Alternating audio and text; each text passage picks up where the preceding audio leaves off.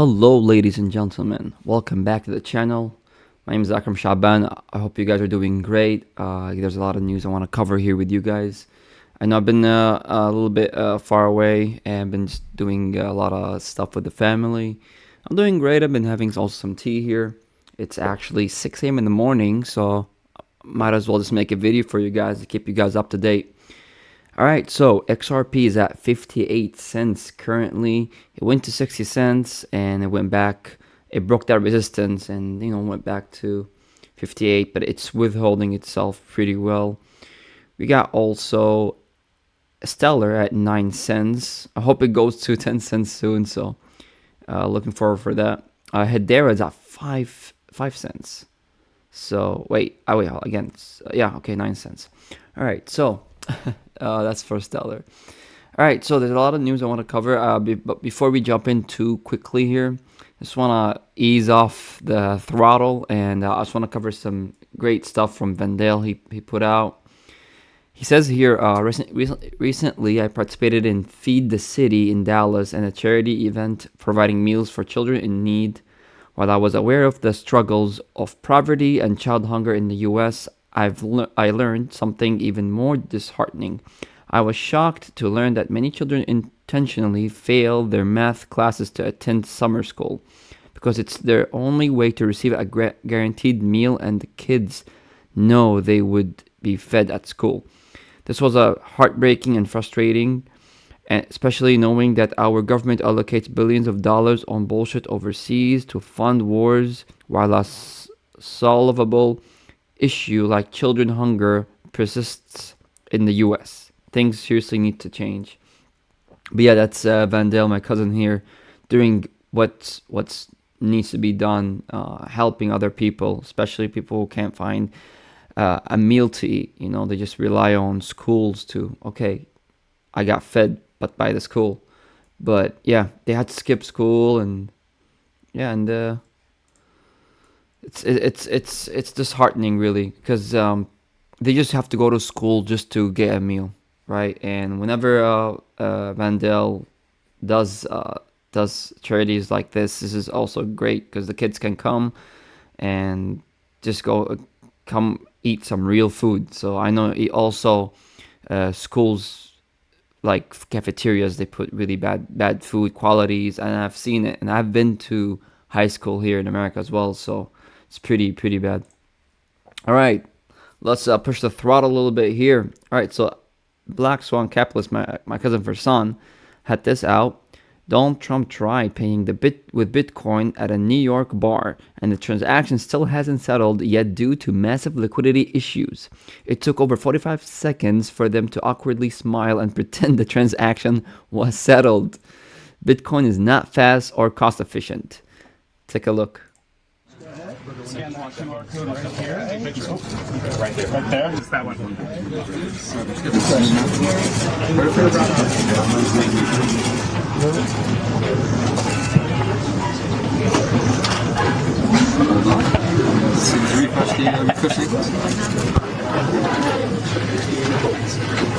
Slight technical difficulty. All right. And fantastic, it went through.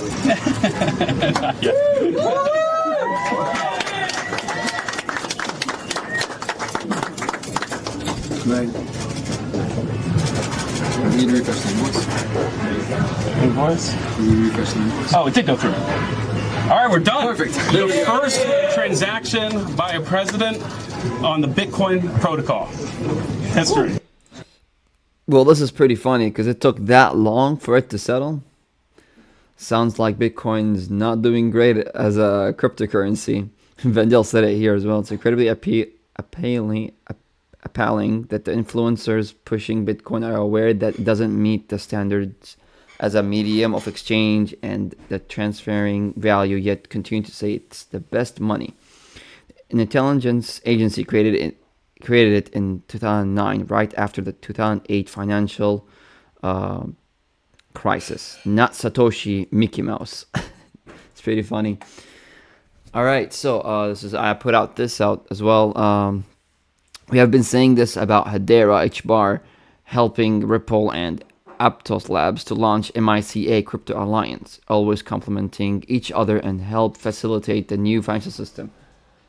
So this is also really great to see. Hedera is doing great stuff. So, I mean, I'm always an investor on Hedera specifically. So, it's an amazing crypto. All right, so I saw this just now, and I decided to cover it here with you guys. Donald Trump says, "I think crypto has got a great future. Maybe we will pay off that $35 trillion with it, which is the debt." Take a listen.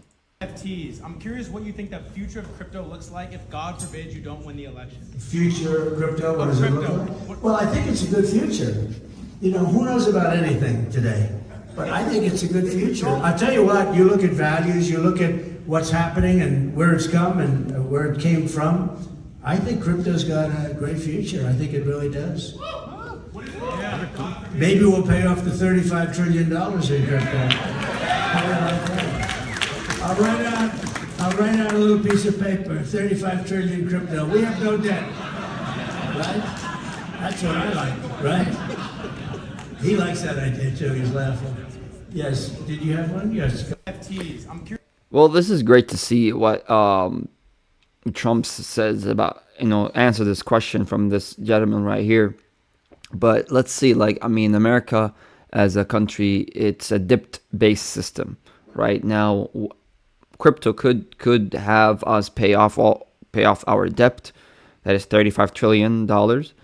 But from what we're seeing here, it's going to shrink and it's going to lessen the debt, the 35 trillion debt, and issue more debt. We'll see what happens, but it doesn't matter who gets elected. This system is going to be implemented whether any president likes it or not. So whether it's Kamala, whether it's Trump, doesn't matter. This system is here to stay and is going to be pushed. And the one who's pushing it are the ones who are behind it, the people who control the banking system, the Rothschild, the BlackRock, the banking. All big banks, BIS, IMF. They know what's going on, and presidents can't do nothing. Presidents, they're just going to say and preach okay, yes, crypto is really great for this economy, crypto is really great for this country.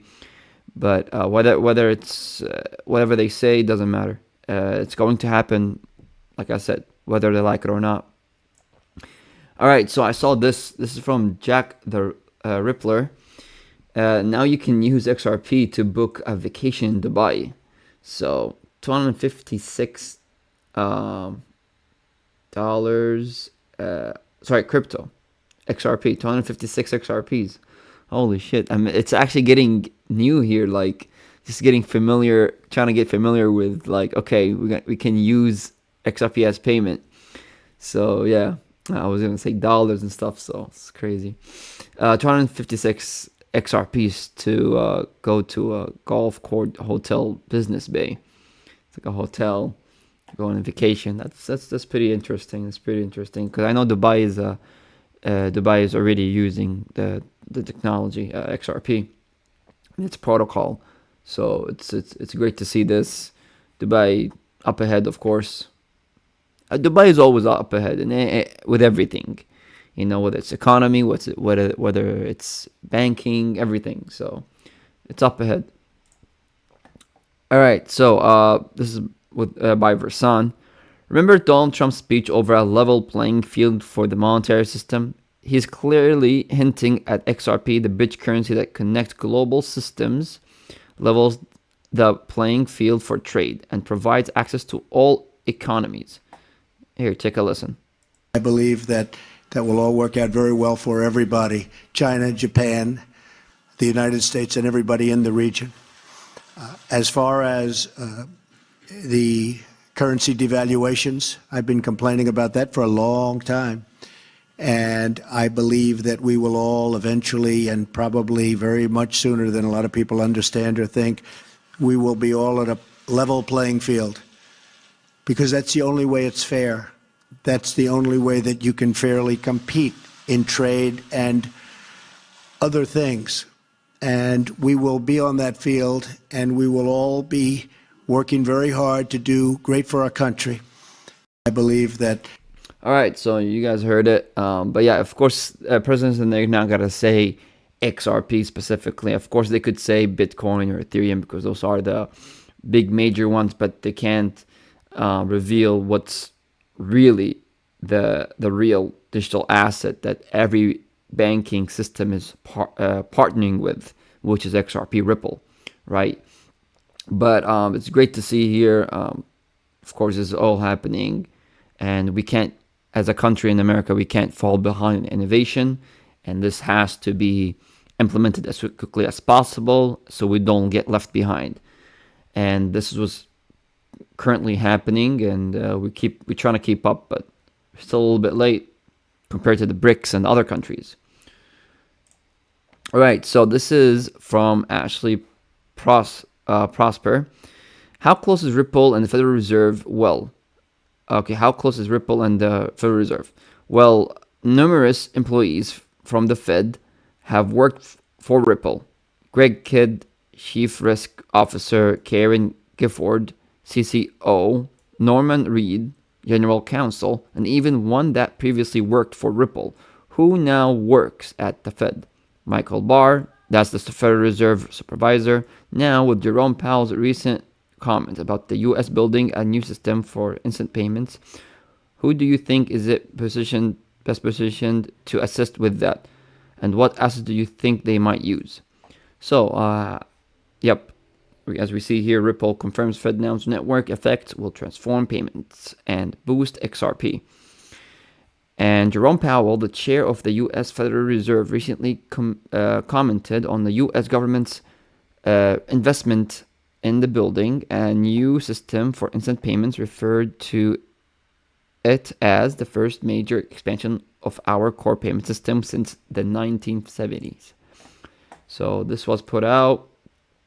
It's kind of crazy what's going on here, because I know Michael Barr was, of course, with Ripple, and now he is now a Federal Reserve Supervisor. So talking about innovation and recruiting each other on a hush hush, right?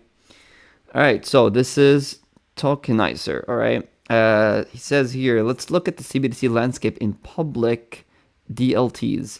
We will mainly be looking at Quant and XRP. Now, of course, I am a huge investor on Quant. Quant is a great crypto from what we're seeing. These two have been the few to attract CBDC development by central banks for their services and standards. The names on board are bigger than crypto. From central banks, fintechs to governments, CBDCs have become a matter of when, as opposed to a matter of if. This is especially visible with all the BIS pilots, as we said, we have seen come over the past few years. Let's explore a few projects ongoing with CBDCs by various central banks using DLT. Project Loss-Aligned has seemingly evolved into a new wave of CBDC models using APIs. All right. Okay, I'm not gonna go to read all this. It's gonna take too long, but this is what we're seeing here. Quant and XRP, MasterCard, BIS, the digital Nigeltron, digital Larry, that's from National Bank of Georgia, Central Bank of Montenegro, digital, of course we said that, Palo, stablecoin, Rosalind, that's for Quant. So great stuff. All right, so more of this. This is from Riz XRP, BNY, and Ripple. So this, I found this and I was like, okay, let me just cover this because this is pretty important. And there's something also down here I want to cover as well. But Ripple proof of concept, all right? Test environment experimentation with Ripple Connect software and Ripple Ledger Network. Ripple Connect software, payment communications and quoting process. Ripple Ledger Network, transaction settlement, ledger based on blockchain tech, modeling a cross-border low-value payment use case. Okay, potential benefits to confirm via the proof of concept, creator straight through the processing via upfront coding process, such and such. You guys get the point. So this is great stuff right here. And then also down here, this is BNY Mellon. They labeled and classified Ripple and Stellar as a special blockchain infrastructure protocol. So it's right here. Great stuff. There's other companies here as well in here. So, but those are the special ones right here. All right, this is public. Of course, we see Bitcoin, Ethereum, those are public. Special ones are the Ripple and Stellar. You know, Ripple and Stellar, they go hand in hand. They're always together. I know some of you guys know about this. So, all right, so I want to cover some research here that is I actually found out about. And okay, so this was old, and since then it was not spoken about for a while. But yeah, this is 2017. What's coming for 2017? Live blockchain developments promise to accelerate payments, processing services, and trade finance. So it says here, some blockchain based on B2B payment processing services already exist. Other are expected to launch in 2017 and later. Perhaps the biggest emerging trend is the use of distributed ledger technologies unrelated to Bitcoin, such as Ripple and Ethereum.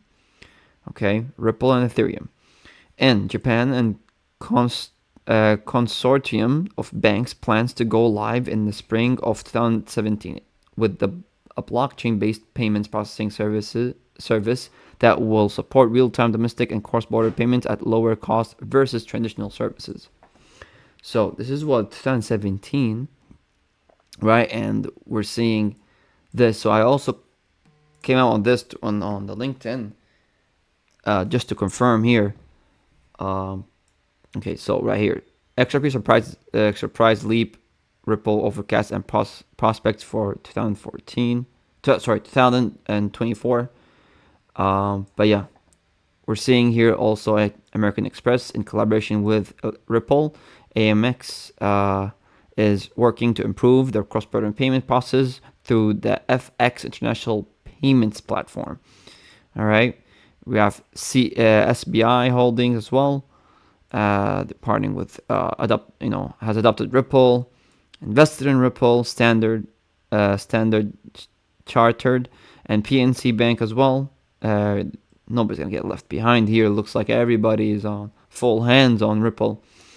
But yeah, the Ripple ecosystem is expanding through the investments in blockchain startups and partnerships with financial institutions. For example, Ripple has invested in MoneyGram to show the application of its technology to speed up international payments. Ripple X, formerly Xspring, supports developers and startups building applications on top of the XRP ledger, driving innovation and ecosystem growth to integrate their cross-border payment solutions. XRP and Ripple are actively collaborating with various banks and financial institutions around the world.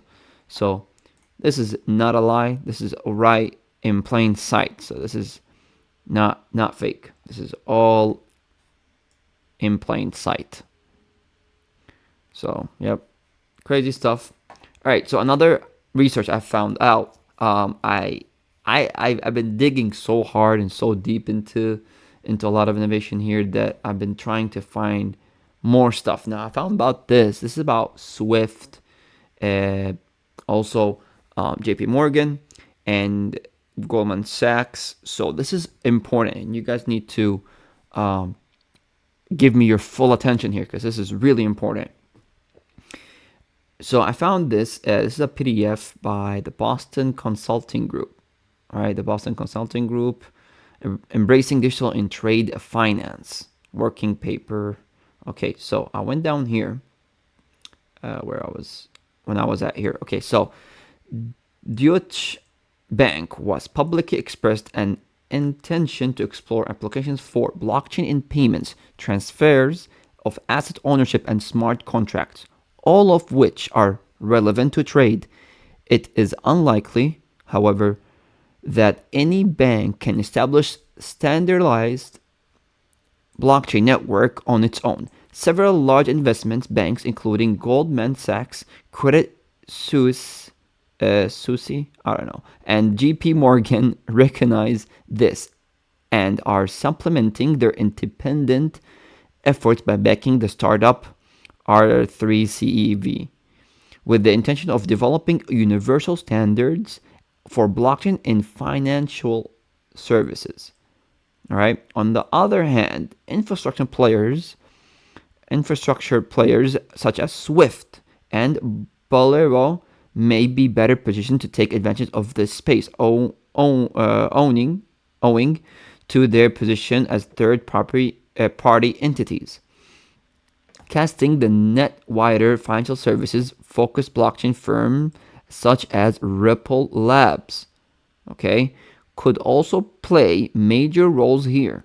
The general consensus amongst banks and non-banks, however, it is that mainstream blockchain applications in trade finance are at 5+ years away. So this was old. Okay, so this research was really old. I don't know if they put a date here, but yeah. So look, this was October 2015. Okay, and they said 5+ years. Now, of course, we are in 2024 and heading to 2025, so we're almost there. So I mean, we took another 10 years more. So, well, yeah, it's like almost 10 years. Yeah, almost 10 years. So, yeah, on the next year, 2025, we're gonna be completing 10 years. But yeah, implications for banks. Banks need to keep innovating across the trade value chain, front-end platforms, operation enablers, and end-to-end instrument or technologies.